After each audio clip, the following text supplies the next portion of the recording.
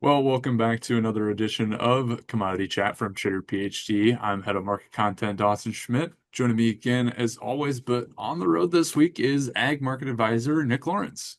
Good afternoon, everybody. Nick, glad you could join us again because was probably going to record this one solo, but always kind of just want your perspective on things as we kind of, we had a WASDE Wednesday here today, and I know we're recording on Wednesday, probably going to put this out on Thursday just for time wise, but at the same time, big fireworks that happened from today's report and kind of seeing like I don't know whether these, higher prices will stick around that we got today, Right, but at right. least some short-term positive momentum. Yeah, you had streaked overnight just coming into the thing just because we've been so down, right? So going into the WASI, a bit of short covering, etc. Plus the Russian news that I'm assuming you've talked about in some other mediums, and then the WASI itself, as far as corn is concerned, yeah, it definitely. Well, slightly surprising, and we'll kind of obviously get into the numbers here a little bit. Slightly surprising, not anything like oh crap, we're going to the moon type surprising, but a little bit tighter, a little bit smaller than what the market was expecting for sure, specifically in corn. Yeah, for sure. And I think just to start here, just rattling off, today's futures closes is that Dees corn itself, again, started off positive to start the day, but ended up post WASDE rallying up 20 cents or 20 and a half cents higher to close at 481, only 20 cents away from that $5 bushel mark. And November soybeans up 14 and a half cents to close at 11.83 and a quarter. Couldn't quite hold on to its gains from the day, but at least holding its pre-WASDE gains. And then, of course, September Chicago wheat up 22 and three quarters to close at 653. Again, not closing on its highs of the day, but again, it did all that work before the WASDE even happened, and at least holding there was a positive sign.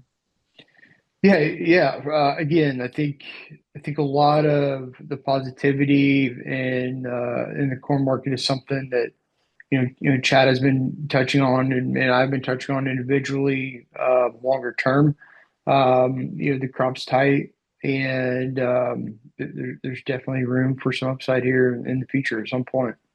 Well, let's get in the numbers here. Yeah, As you mentioned, a lot of interesting stuff going on.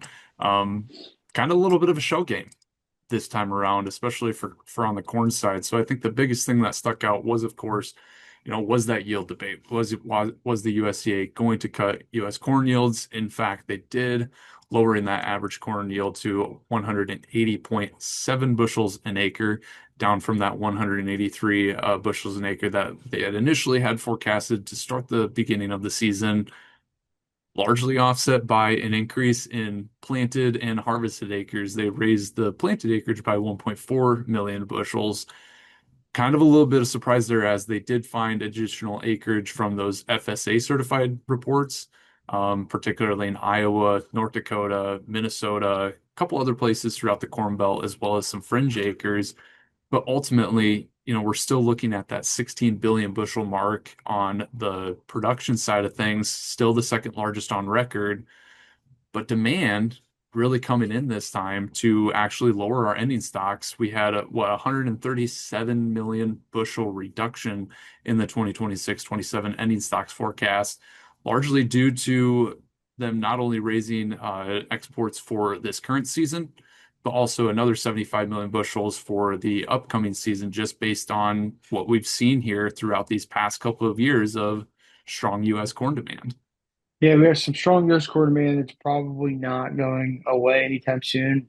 Globally over the past year or so, global exportable supplies have been relatively tight.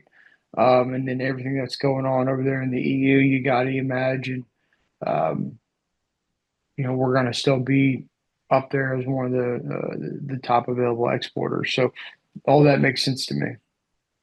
Yeah, definitely. And as you mentioned, that tightening, of course, again, corn ending stocks down to 1.65 billion bushels, starting to be dipping below that kind of neutral range down to the, tighter uh carry out numbers nowhere near where we're quite seeing with, with the early 2020s, but still getting down there closer. And that stocks to use ratio, of course, ticking lower back to those previous levels of just, 4 or 5 years ago of, again, tightening supplies. Yeah, if you can't tell, if you didn't know I was a market participant before, you will with this comment. Now we're on to, okay, they got a 180, just barely a 180 plus yield estimate based off surveys and satellite data. And so now, just like I said, as a typical market participant, what's the next thing? We need yield data, right? We need those plot data. I mean, that's going to come out. Is that going to verify that? Or is the yield going to get even worse, stay on pace, or get upticked? And so that's the next thing the market's going to be looking at is that plot data. Yeah, definitely. And then even looking at the soybean balance sheet, not the same amount of large changes that we saw on the corn balance sheet, but some changes nonetheless. Again, raising acres by 1.4 million acres on the soybean side of things, again, raising those harvested acres. They did up the demand though for the new crop balance sheet too, raising the crush demand by 30 million bushels, and then they also raised crush demand for the current season by 5 million bushels, lowering that beginning stocks estimate for this upcoming season. So a little bit stronger on the demand side of things, but ultimately the overall increase in production, which is still in fact going to be a record this year according to the USDA's estimates, offsetting those demand increases. So ultimately, slightly higher carry out, now looking at 320 million bushels versus last month's 310 million bushels. But, we're still looking at tighter stocks to use ratio compared to the previous year. Compared to the previous year, but it is, month over month, it keeps Mhm. ballooning. I guess ballooning, I think might be a little bit dramatic, but it keeps increasing. And I think, and that bean crop's getting bigger. I think just with the amount of rain that a lot of the production area has had, generally speaking, there is enough beans around the globe. It's just not anywhere near as tight as what corn is looking.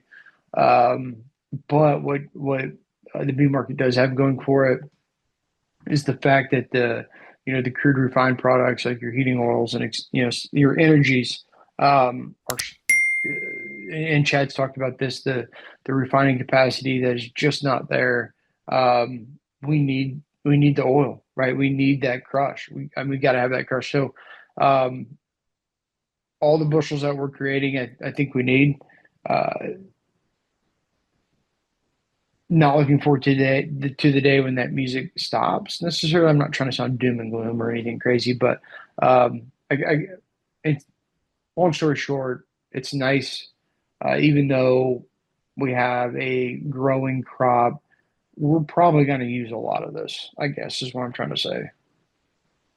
Yeah, and you talk about, larger planted acreage too, is that just going Yeah. back to that discussion, combined corn and soybean acreage here in the US is now projected to be at 183.7 or so million acres, just corn and soybeans combined. I mean, forget wheat, forget the other principal crops. Corn and soybean acreage alone just continues to be increasing. And now we're looking at the highest in more than a decade between those two crops. So, I mean, just there alone, that it kind of to me seems like what you said is that we're needing to use every bushel that we're producing, and that just holds true when we keep having these higher acreages. Yeah, the bean, the oil seeds in general, you can see that globally, they're incentivized to plant a bunch of acres, and corn is consistent, right? You put those two things together, and farmers that have maybe tighter margins, they're going to plant with the the the most incentivized crop that they can plant, and that's soybeans, which was there in the cash market, and then corn, just based off its consistency of yield and kind of being able to mostly pencil, right? So I think that's why you see the acres doing what they're doing. Yeah, definitely.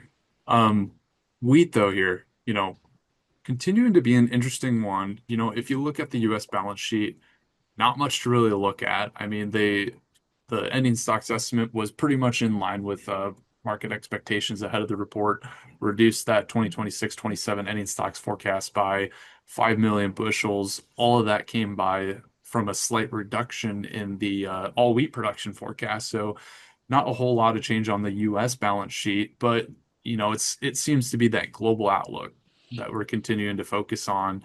And again, there wasn't a huge shift. I think we added about half a million metric tons of wheat ending stocks for this current season. But it's not necessarily the ending stocks that are catching my eye. It's more so of what's being exported. And this month we did see the USDA recognize those issues with the Black Sea, with the Sea of Azov, specifically for Russia and Ukraine, with all those heightened attacks that you had mentioned earlier at the beginning of this episode, is that there's a lot of supplies out there, but it's just a matter of can we get to it? Yeah, right. So I think so the USDA has moved towards fine tuning their estimate for us. Right, they've made their big slashes, that type of Hmm. thing. Now we're kind of fine tuning it around. Um, and you did a fair amount of work looking at different price data and different things.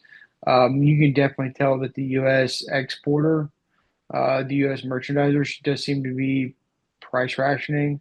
I think you've made that case to me pretty clearly. I do think that this wheat story isn't necessarily over. Just given the reduction in acres in Canada and Australia and maybe some production issues in Europe, and then the stranded supplies through the Black Sea region. Um, this wheat story may not be completely over uh, in the longer term. Yeah, for sure. I mean, when you look at what we did last season, we had better supplies here in the US of, specifically HRW wheat. The Plains region last year did fairly well. It seems like we were drier going into the fall after the crop was planted, but when the spring came, we did have better moisture, really ramped up our HRWE supplies, and as a consequence, we had a robust marketing year for exports. We were at a 5 or 6 year high or something like that we ended, and then now coming back in here with this new marketing year, we're actually down, 25% in exports for the first couple months of the marketing year. And so I think that just it goes to show that, lower exportable supplies here in the US.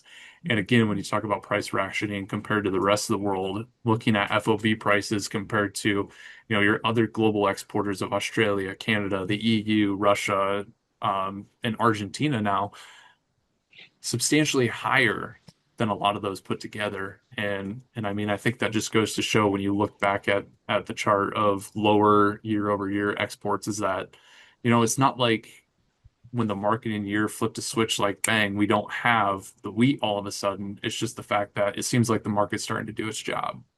Yeah, this is one of those cases where you can't say, oh, well, wheat exports are down, so that must mean that other importers are buying it elsewhere. It's one of those things where you have to look a little bit deeper and say, well, maybe it's because they can't afford it because we're price rationing. So, yeah, I think some good work there by you. And because whenever you saw or whenever I was seeing these export sales kind of trail off, I was sitting there scratching my head like, well, what is going on here? Like, why, if there's a supply problem, the world isn't coming here to backstop that. And then we look at prices and it's like, okay, well, that's probably why. So, Yeah. yeah, the market's doing what it's supposed to do, and it's trying to ration a little bit. That's a tell for sure. Yeah, definitely. To wrap up the WASDE discussion though, I think it was interesting to look at the cotton balance sheet and not a whole lot was happening again with necessarily what the USDA was adjusting for us here in the US, but we're still starting to see um like corn and soybeans acreages coming in higher than that June acreage report. And so the USDA did, in fact, increase cotton acreage from June to by like 600,000 acres. So ultimately increasing up to 10.47 million acres in cotton alone. And so we're starting to see a little bit of normalization. However, that was offset by a decrease in yields. So, I mean, the USDA, while finding more acres, is seeming to find some more production issues. Over the last 14 days, precipitation throughout the Cotton Belt has been below normal. Seems like some areas have been harder to, buy some rain. But ultimately, we are starting to see a little bit of a tightening here in the US, but I think it's also a global issue too.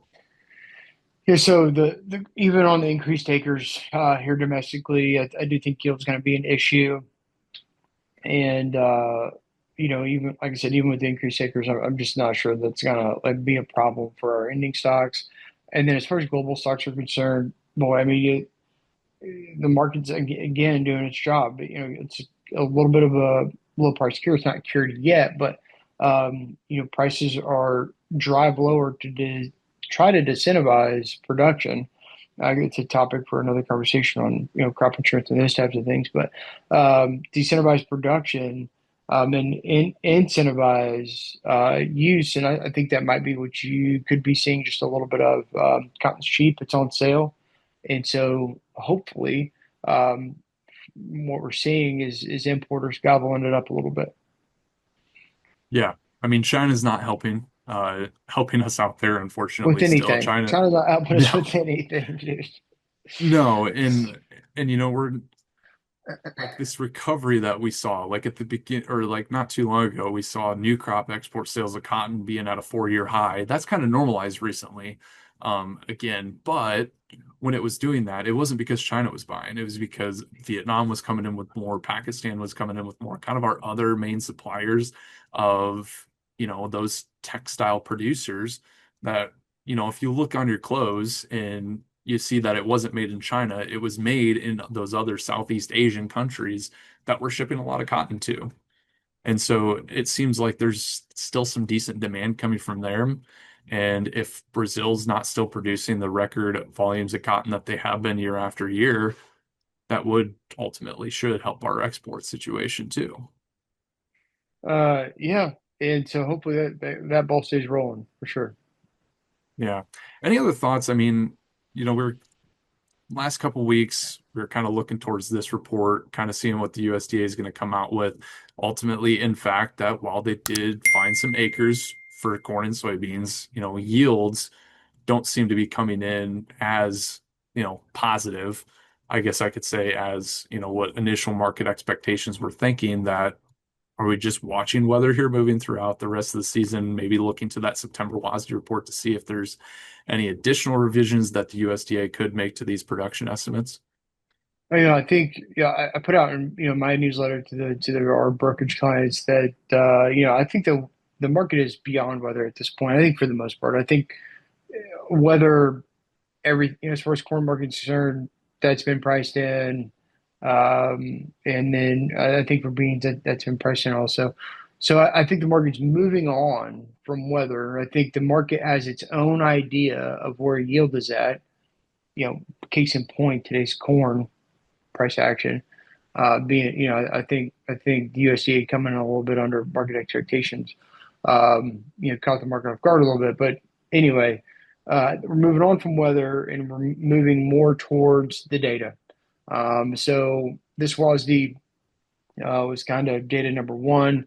Market will be watching crop tour, over the next couple weeks, and then obviously the plot data in the September WASDE, and then just as we move forward with yield data and those types of things. So I think the market's kind of moved on from weather. I think the market has their own idea of where yield is at, where ending stocks are, those types of things, and it's going to start moving towards the USDA either confirming that or changing that or those types of things. So um, yeah, I think that's kind of my opinion. I think don't lose sight of the fact that harvest is just around the corner, and I think beyond that, a lot of these quote unquote bullish topics that we've been talking about for the past month or so, that's when a lot of that starts to really come into play, and we really start looking towards South American weather. That's going to be kind of the next big topic here over the next couple months. How's that northern section of Brazil doing? And do we get ourselves in a weather market there to put a little bit of an exclamation point on some of these other fundamental issues, right? And fundamental issues, I think, big picture to put a bow on it would be overall tightness with corn or trending tighter anyway, and then just that domestic demand for soybean crush. Yeah, demand indeed. I think that was really highlighted in this month's report of having that focus, Yep, just because it kind of seemed to be a demand story more that really moved the needle on, whether the ending stocks went higher or lower. So yeah, going to be watching that really closely here moving forward, especially again, as you mentioned, harvest is around the corner. A lot of that crop's going to be made. Focus is then going to be on demand as well as South America. Lots to still be thinking about here as we enter this fall season for sure. for sure. Yeah, we've got hedges put on from a few weeks ago based off our overhead targets. Yeah, I still like sticking with those. As you know, again, just kind of broadly speaking, each guy's individual, each situation is its own individual thing. But just kind of broadly speaking, I like that heading into fall, and then the next thing is on the horizon, right? Then we start looking at looking towards our winter, post fall seasonal, and there'll be more decisions to make. So don't sleep on it, and let's just stay on top of it. Of Definitely lots to keep in mind. Think that'll do it, wrap it up for this discussion. Glad you were able to join, just helping break a lot of this down, just a lot moving on with this course, this WASDE yeah. report. So leave it right there. Again, I'm Dawson Schmidt. And I'm Nick Lawrence. This has been Commodity Chat from Trader PhD.